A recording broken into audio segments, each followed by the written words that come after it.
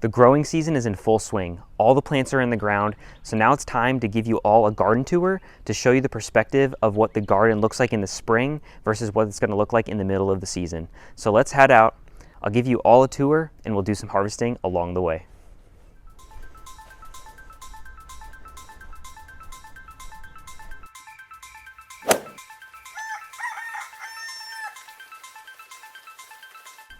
What's going on, everyone? It's Phil from Earth Nails and Tails, and on today's episode we're going to be giving you a tour of our beautiful garden. And it didn't always look like this. We've got 1,000 square feet here with 500 square feet of gardening space, and this is a 5th or 6th year garden, and I'll show you what it looked like originally, and it's crazy how much everything has changed.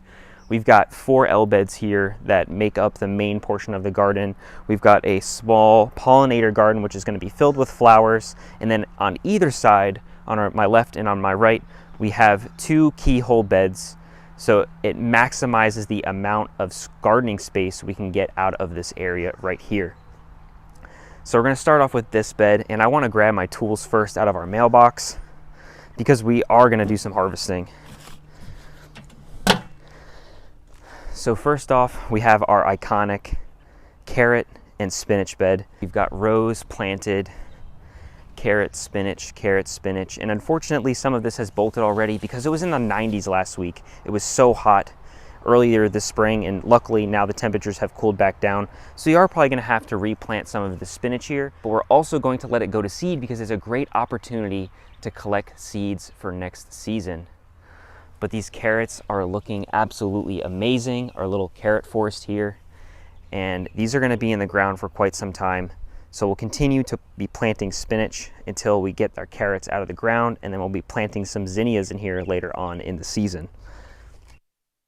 Coming around this way, we've got a bean trellis behind me.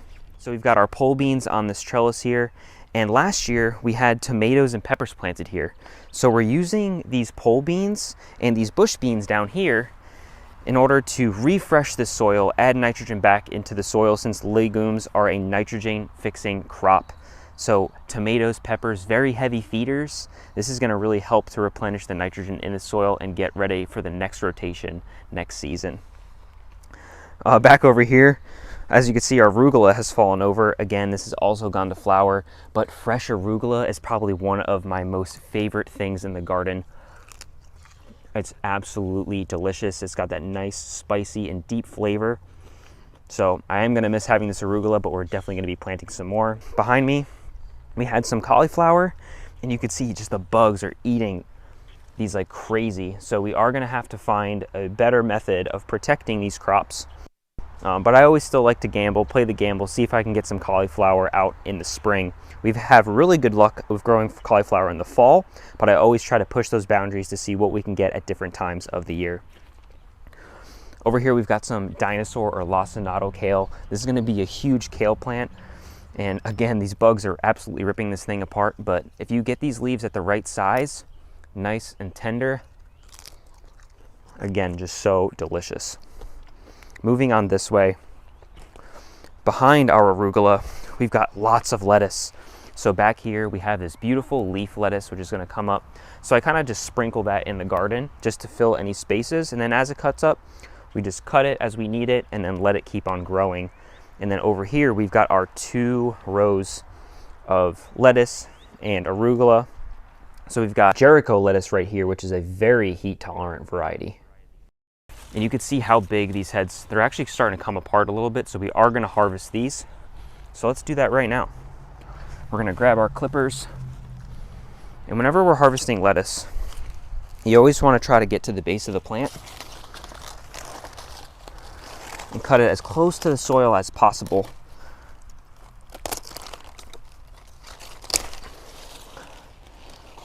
And there's a beautiful lettuce head right there. Look how big that lettuce leaf is. This is going to make some delicious salad wraps. So let's put that on in the basket.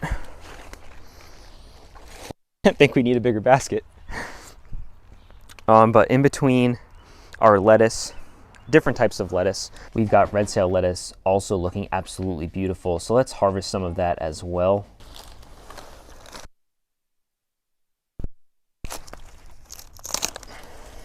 And just look at this, these beautiful colors and textures. That's a beautiful looking head of lettuce right there. So let's put this in the basket as well. You can see here, we interplanted peas in between our lettuce. So again, this is a legume, so it's a nitrogen fixing vegetable, and lettuces love nitrogen. They've got huge green leaves. They're gonna absolutely love it and take up all of it. And this is planting peas with our lettuces is going to enhance the growth of our lettuce. As you can see, it looks like it's done a pretty good job here. So I always like to do as much interplanting as I can, maximize the amount of crop you're gonna get for an area. But then these plants also benefit each other as well. So there's multiple benefits to planting multiple crops in the same area. Now coming this way, new to 2022, our amazing tomato trellis. Got a lot of criticism on this tomato trellis, but I'm gonna explain a little bit about it right now. We've got 18 different tomato plants. We've got a string down here, a lean and lower system. These strings are 1 foot apart. So we're planting these tomatoes very densely. But what we're doing is training these tomatoes to a central leader. So we're gonna keep 1 leader on each one of these tomato plants, and they're gonna grow at least 8 feet tall. And now with this lean and lower system, I have the ability to drop these down. So as my tomato plant keeps growing, I'll cut the bottom leaves off of the plant as it continues to grow, and I can drop it down, and that plant can just continue to grow as tall as it wants to grow. So this is a really great method. And a lot of people would say, oh, you should keep 2 liters, you should keep 3 liters. Well, keeping it to 1 liter, if this tomato plant gets disease and I had it 2 liters, let's say I planted it in the middle, I had a liter going this way and a liter going this way. If this plant gets diseased, I have to take that whole plant out, and now I lose 2 liters of plants. If I grow individual plants on each one, if I lose 1 plant, it's not that big a deal. I'm not losing 2 liters of production. So I think this is a really great way to grow tomatoes. And if you're interested in learning more about how we planted them, you can check out this video right here. But just come and look at these tomato plants. They're growing absolutely beautifully. We've got beefsteak and Roma tomatoes on this side. And look at these San Marzano tomatoes right here. The classic, iconic Italian tomato coming in beautifully. And then we've got a bunch of cherry tomatoes over here. This is our row of cherries. And come a little closer right here. Look at these forming. We've got the sun golds that are just starting to form. We've got some here, and we've also got some here. So as you can see, this tomato production is in full swing. And so I'm super excited to start getting some beautiful and delicious tomatoes out of this production. Let's move on over to our broccoli bed. And I think we're gonna do a little bit more harvesting here. The broccoli bed, again, has multiple plants inside of it. So we've got 3 different types of broccoli in here. Basically 4 plants for every 4 foot by 4 foot area. So 1 per every square foot. And interplanted with these, we have borage or borage. So borage is gonna have these nice, beautiful purple flowers that are gonna come out, and borage is known to help reduce the amount of pests that are attracted to our broccoli. And as you can see, these broccoli plants have been getting eaten up, but we still have great production going on right here. We're gonna let this one go a little bit further, but let's see if we can move on and find a larger broccoli to harvest. Also in here, we've got muskmelon, or commonly known cantaloupe. They are a little bit different, but they're essentially the same thing. We've got this cantaloupe interplanted in here, and I planted it early, so that way when we cut out our broccoli, this bed is gonna be completely available for this to grow. So very, very soon, we'll be cutting out this broccoli, and then underneath here, we've got our cantaloupe that's just gonna start taking over this whole bed, and we're probably gonna get 3 or 4 cantaloupes for every single plant that we have planted in here. But this bed is looking gorgeous, completely covered with all of our broccoli. Got another cantaloupe plant right here, but I think I see a good broccoli plant, a good candidate for a harvest right here. So you got this one. As you can see, it's starting to open up a little bit. So let's get this one. And you can also harvest as much of this plant as you want, because the leaves are edible as well. So you can stir fry the leaves, and we can cook the broccoli however you'd like. But that is a beautiful broccoli head right there. Moving on to our next bed over here, we've got our cucumbers, which are trellised up on these little trellises right here, and we've got two different varieties. We've got a long style cucumber in the back, and I expect these cucumbers to get much taller, so I am going to be replacing this trellis, making a taller trellis in the future.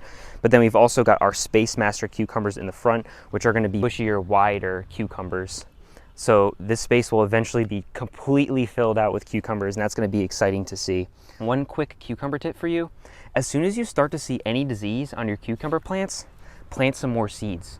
Because as those new seeds will start to sprout and start to grow, you can take out this cucumber plant and that one will immediately take over, and then you can have a continued harvest. But many cucumbers, doesn't matter where you live, are highly susceptible to disease, so you just need to stay on top of that if you want a continued harvest. Moving over here, we've got some amazing beets. Look at this production. I personally love beets, and homegrown beets are even more sweeter and delicious than those you're going to get from the store. And I succession planted these, so you can kind of see it's like a waterfall. Behind you is south, so most of our sunlight exposure is going to come from that direction. So what I want to do is plant in the northern side first, so that way they'll get bigger, and then we've got the waterfall going down, so the newest plants are still basically babies and will grow up as I'm harvesting these back here. Come underneath here and just ready, look at this amazing view of all of these beets. There's just so many ready to be harvested. And this one looks like it's very happy. So I'm gonna grab this one right here. Look at that color. That is a beautiful beet right there. Coming back this way, we have our shallots as well as chard. So shallots we normally plant in the fall, but we tried again to push the boundaries here. So we've got two different varieties, and those are store-bought. So we just went to the big box store, picked up some varieties, and we've just been fertilizing these with high nitrogen in order to get some growth out. So basically I'm waiting for all of these to fall over before I harvest them, but let's see if we can see what these look like down here. Not quite yet, so they're still doing their thing. These ones will probably be in the ground for quite some time, almost probably until the fall or late summer. We have our chard right here, and I'm probably gonna cut out some of these leaves as well. Look how big these leaves get. And look at the colors and textures on them. This is a beautiful plant. It's in the part of the beetroot family, so very similar to the beet leaf. Great way to trick your kiddos into getting some more veggies is finally chop these up and put some inside your mashed potatoes. You won't even know they're there. Chard, it's great, love it. And just look how beautiful this basket is becoming here. All these colors and textures looking really good. Oh, peppers. Look at these peppers. We've got close to 20 pepper plants in this area right here, and just look at them. Oh my gosh, look at this. We've already got early production on this plant. This is a Corona pepper. I'm gonna leave this one to color. It's gonna turn a nice orangish yellow, but look at that already. These pepper plants are doing amazing, and the reason why they're so happy is, as I said before, we had a super hot spring, very early spring. It was in the upper 80s, 90 degrees. Peppers love the heat, so they were doing really well. It's cooled down a little bit, but they're, just look at them. Beautiful greens, colors. So this row right here is all of our sweet peppers, and then coming behind me, we've got our hot peppers. And I don't love the super heat, but we do grow some jalapenos in here, and I've also got a new variety called the Jedi, which I'm really excited about. Behind the peppers, we've got some cosmos mixed in.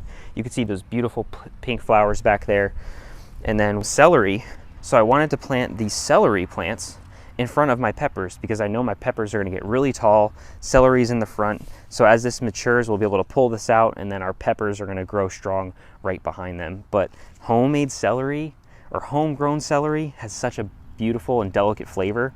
Highly recommend trying to grow this in your garden. And this is a great self-seeder. So if you just let one of these plants grow and go to seed, it'll drop its own seed, and you'll have a celery forest come up in the next season. Coming on this way, right here, we have leeks.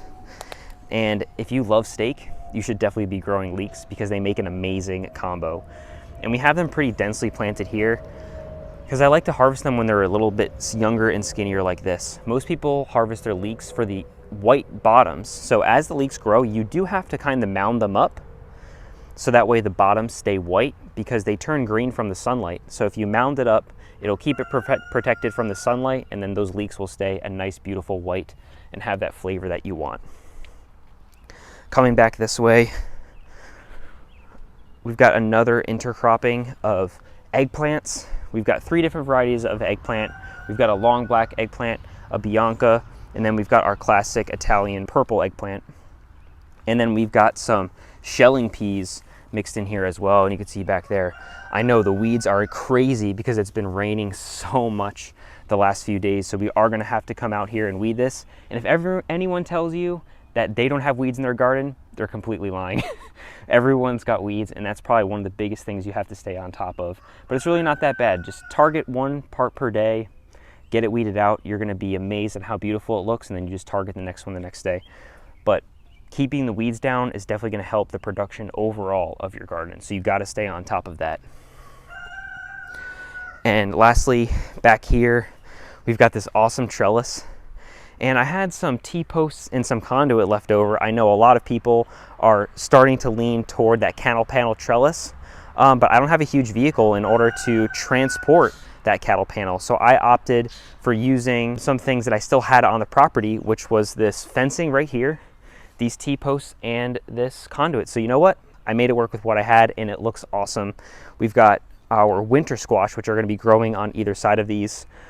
We've got spaghetti squash, and we've also got Pennsylvania Dutch crookneck squash. So as you can see, they're starting to pop up right here. And I'll also interplant some pole beans in here as well. So again, those pole beans are going to fixate that soil. We're going to have pole beans growing in here. We're going to have our winter squash growing in here, and they're all just going to be growing up this trellis and then hanging down. It's going to make it super easy to harvest this fruit as well. And behind me, we have our beautiful onions, and you got to come take a look at these because they are just huge and looking gorgeous. So we've got a mixture of red and yellow and white onions, and look at these in here. You can see them. They're looking really good. Our onion forest, we've got like 30 onion plants back here. So these are going to come out of the ground very soon because we did plant them in the fall. And I'm so excited to harvest the onions because they do last a long time, and homegrown onions just have such an amazing and sweet flavor. So let's go back up to the front and show you the very last bed, which isn't as exciting as the rest, but it will be in the future. So we've got a marigold planted right here, and then in the middle of each bed, right here and right here, we planted our sugar baby watermelon. So these watermelon plants grow nice 6 to 8 inch size watermelon, so very manageable for a small space if you're looking to grow these, rather than those huge watermelon plants that just grow absolutely everywhere. But again, like the cantaloupes in this bed over here, these watermelon are going to completely take over this bed and provide really good ground cover for this okra. So I actually have no experience with okra, never grown it before, never have even tried it, but it's a new crop that grows really well in our area. So very interesting. It almost looks like a tree leaf, and these okra plants are going to get really, really tall. And we will train those watermelon to come in and just keep this ground covered here, prevent the weeds, keep the ground covered, keep the soil healthy, and that's going to help us grow bigger and better plants. Well, everyone, I hope you enjoyed this garden tour. As you can see, there's so much productivity going on already so early in the season, and I can't wait for you to follow along and see how everything progresses over the next few months. So make sure that you like and subscribe, and if you want to continue to see these updates, make sure you hit that bell button so you get notifications every time we release a new video. Again, my name is Phil from Earth Nails and Tails, and I hope you guys enjoyed. See you next time.